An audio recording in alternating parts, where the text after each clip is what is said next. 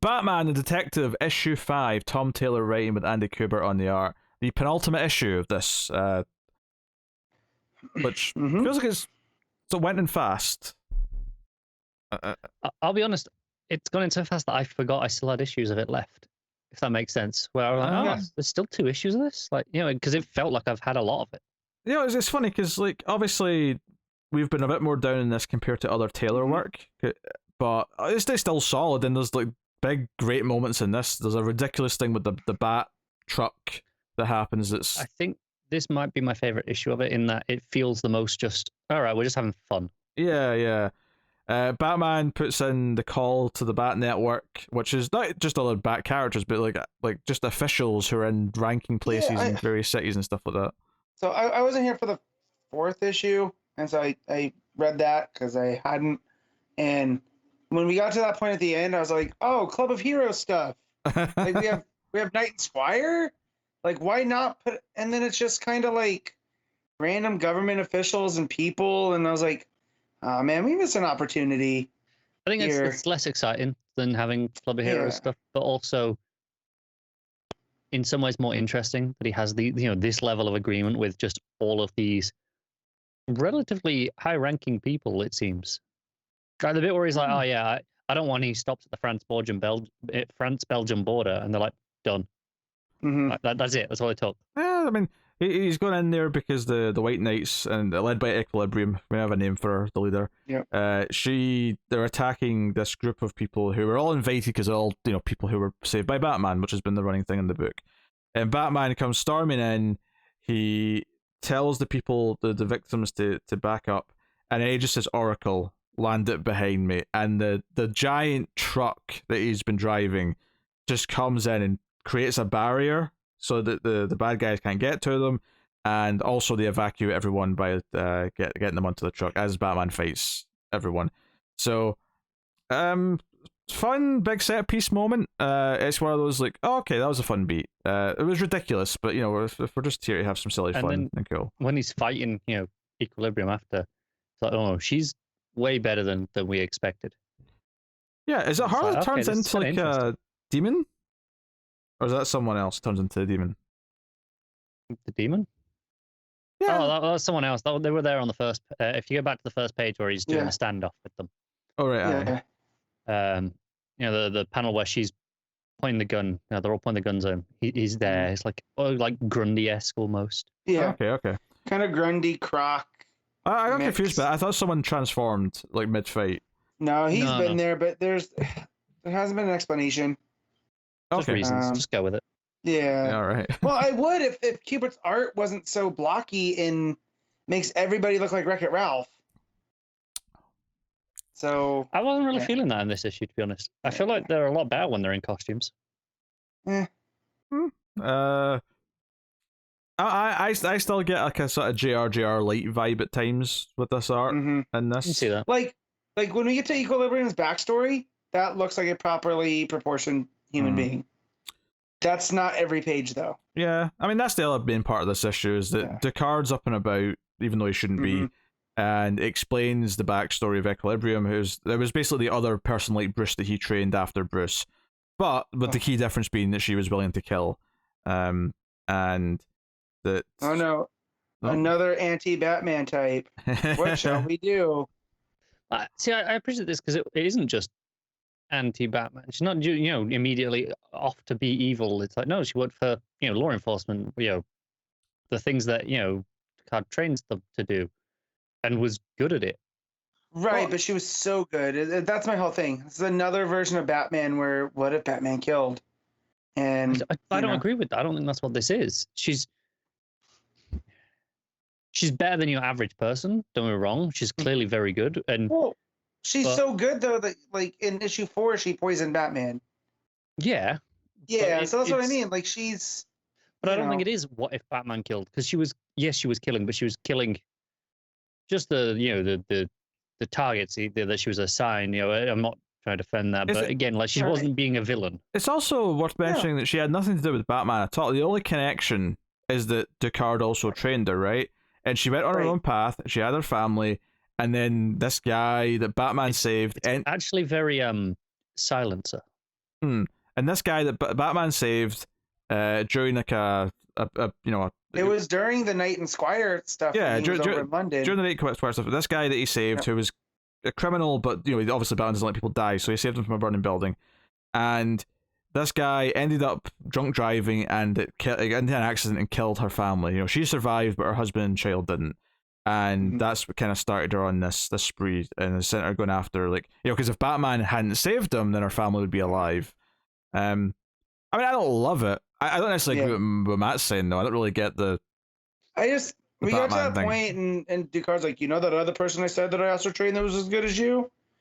And it was just like, okay, I don't like that. I don't mind that, because of course, I don't mind that there are other people that these have. It's not like she went to all the same people that they trained, just Ducard. No, but also on the heels of Ghostmaker, See, I find this way more interesting than Ghostmaker, because Ghostmaker literally did all the exact same things as Batman, right? Whereas this was...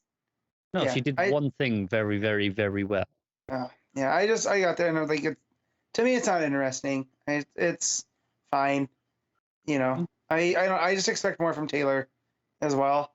And I was like, oh, okay, the backstory, but now she's gonna get revenge on Batman because she can't see all the good Batman's done. Which I assume is how this ends, right? Is trying to get through to her. Because this is in other writers' hands, I would assume this just ends up in a punch out. But this is Tom Taylor, who likes to end stuff with meaning. Yeah, I mean, the issues, I think I had more fun because of the big set piece of this issue than maybe some of the previous ones.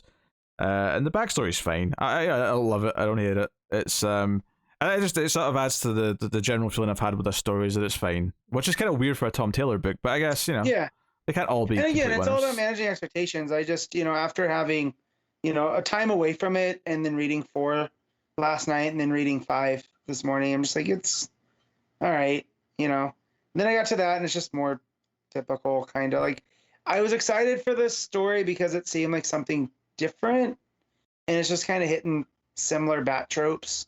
And then not even the fun Bat tropes that I want to read. Again, throw in the Club of Heroes. Let me see the Musketeer guy in there, Suddenly helping. Knight and Squire isn't enough for you. No. Knight and Squire has never been enough, So, and I love Knight and Squire. Don't get me wrong. This new Squire, I think that's probably the best addition this book has given us, right? I do love her balance with Bruce, and that's typical Tom Taylor, banter and making us care about that character. It's just everything else around that. But, it's kind of, to me, missing some of the more fun flourishes that an international Batman story I expect. I'll be honest, I was happy it wasn't any of these other foreign Bat characters. I know, if you're going to do silly like that, go into it. Because to me, him having a network of operatives that aren't Batman Inc., to me, that's because Batman. But when you throw in the Batman Inc. stuff, that these are other heroes that are kind of operating. I get where you're coming from, but similar... him saying, "Oh no, I've helped them out with lots of favors in the past." They but that makes agree with my mission. They'll do things for me within reason. Right, but that makes Bruce omnipresent, and that's what I don't like. At least how is that harder to swallow that a bunch of people have taken Bat monikers and fought crime? because that's a network, right? And this is not a network. This is a network of real people who actually exist and have positions. Right, that have positions in government, right? That at the end of the day, this is no different to him having a relationship with Gordon. Yeah, this is just a bunch of people Gordon at Gordon. In Gotham, right? Where Batman's out of. So this is just hey, so Bruce is just making randomly checks. So you're okay with Bruce going globetrotting? You want Bruce going globetrotting, and that's what you wanted this book to be, but you don't want him to make any relationships with any. No, that's not the relationships. It's the characters there that this is blank government bureaucrat type, which is not fun.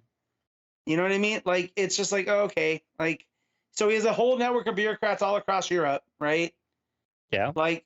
And he's maintaining these. So Bruce is always, so to me in my head, right? That's why the Club of Heroes exists, because Bruce can't be everywhere at once, right? This is what Batman Inc. was and all of that stuff. And that's why it makes sense that there's a network of people that handle stuff.